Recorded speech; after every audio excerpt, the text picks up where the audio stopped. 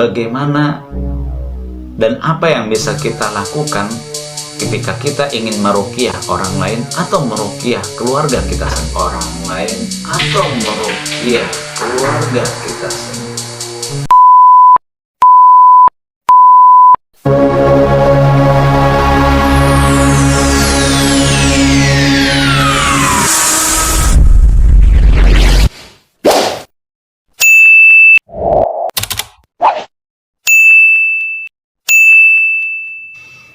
Bismillahirrahmanirrahim. Assalamualaikum warahmatullahi wabarakatuh. Alhamdulillah, wassalatu wassalamu ala rasulillah wa ala alihi wa sahbihi wa mawala. Rabbi syrah li sadari wa yassir li amri wa hlul uqdatan min lisani yafqahu qawli, amma ba'd. Bersyukur kepada Allah atas semua nikmat dan karunia yang telah Ia berikan kepada kita. Salawat beriringkan salam, mari sama-sama untuk kita terus memperbanyak salawat kepada Nabi kita Muhammad Rasulullah sallallahu alaihi wasallam. Mudah-mudahan di hari kiamat kelak kita berhak mendapatkan syafaat dari beliau. Amin, amin, ya rabbal alamin. Teman-teman Ruqyasi, Ruqyah Syar'iyah Simalungun yang dirahmati Allah. Ketika kita berada di tengah-tengah masyarakat, maka sudah tentu kita akan dimintai pertolongan oleh mereka untuk kita bisa melakukan sesuatu sesuai dengan keadaan di mana mereka membutuhkan pertolongan kita. Seperti halnya kita dimintai untuk bisa meruqyah orang lain atau untuk meruqyah keluarga kita sendiri. Namun pada saat itu karena kita masih belum tahu bagaimana apa yang mesti kita lakukan, timbul rasa takut, rasa cemas, rasa panik, bingung sebingung-bingungnya, yang pada akhirnya sampai ada yang mengatakan, maaf, saya tidak bisa. Aduh, saya belum pernah loh melakukannya. Wah, saya nggak tahu apa yang harus saya lakukan. Masya Allah. Teman-teman Ruqyasi, Ruqyah Syar'iyah Simalungun yang dirahmati Allah. Jadi di sini kita tidak perlu panik. Kita tidak perlu bingung, tidak usah cemas dan tidak usah takut. Karena di sini kita akan membahas bagaimana dan apa yang bisa kita lakukan ketika kita ingin meruqyah orang lain atau meruqyah keluarga kita sendiri. Nah, pertanyaannya, apakah Nabi pernah meruqyah orang lain?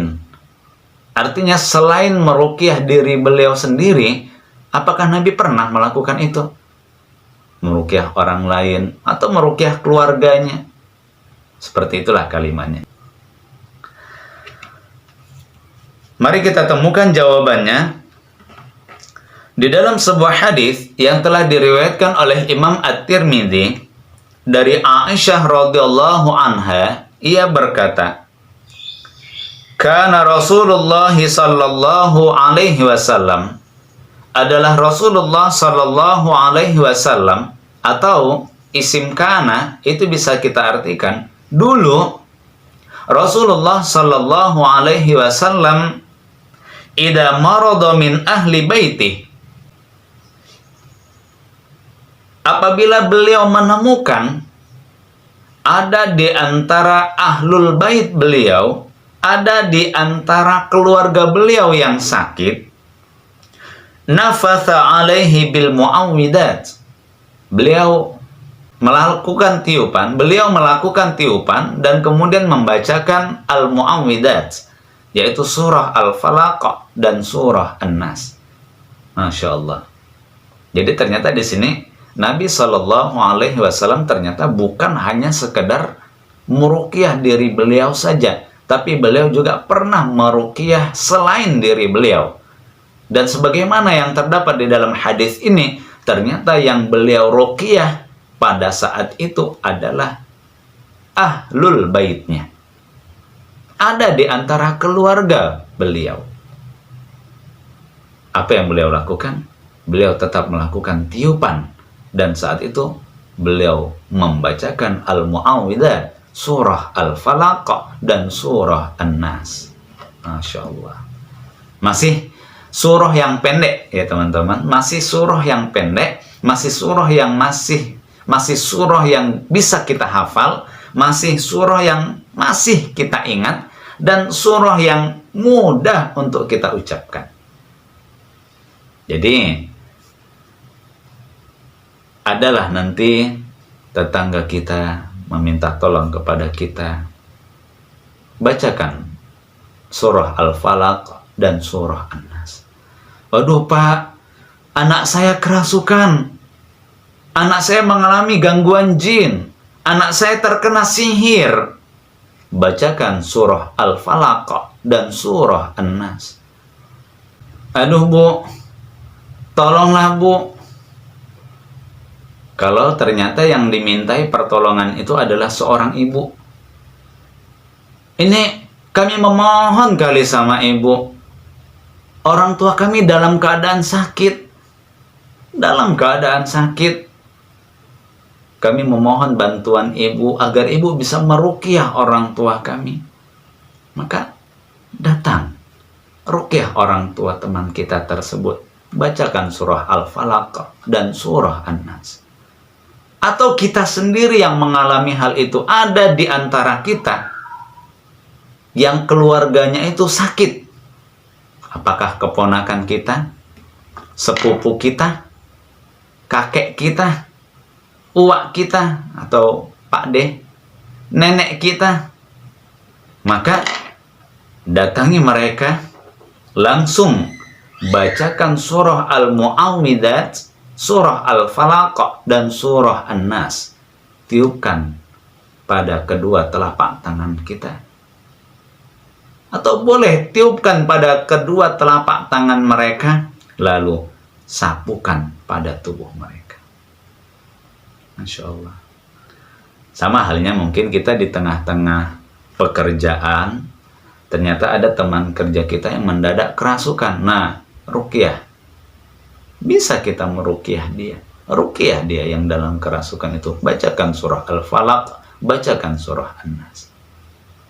Teman-teman ruqyah ruqyah syar'iyah simalungun yang dirahmati Allah. Jadi di sini jelas sudah kita menyaksikan dan mendengarkan apa yang telah disampaikan oleh Aisyah radhiyallahu anha sebagai istri beliau yang tercinta, salah satu keluarga beliau yang sangat dekat, yang dalam kehidupan sehari-hari mereka sangatlah akrab dan saling mencintai, saling menyayangi.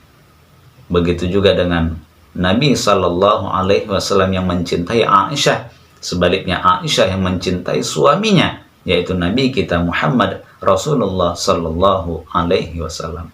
Jadi tidak ada lagi keraguan di dalamnya, karena memang Aisyah sendiri yang langsung menyampaikan bahwa Nabi apabila melihat ada keluarganya yang sakit, maka beliau membacakan surah Al-Mu'awwidzat. Yang di dalam Al-Mu'awwidzat itu terdiri dari dua surah, yaitu surah Al-Falaq dan surah An-Nas. Mudah-mudahan dapat kita fahami bersama, mudah-mudahan dapat kita fahami bersama, dan bisa kita amalkan dalam kehidupan sehari-hari.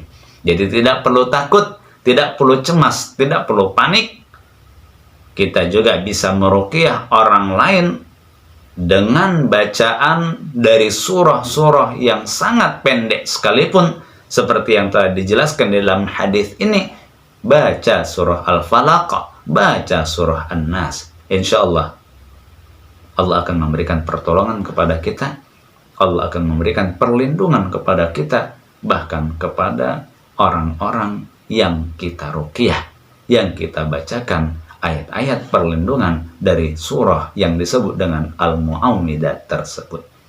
Amin, amin, ya Rabbal Alamin. Barakallahu fikum, billahi taufiq wal hidayah. Wassalamualaikum warahmatullahi wabarakatuh.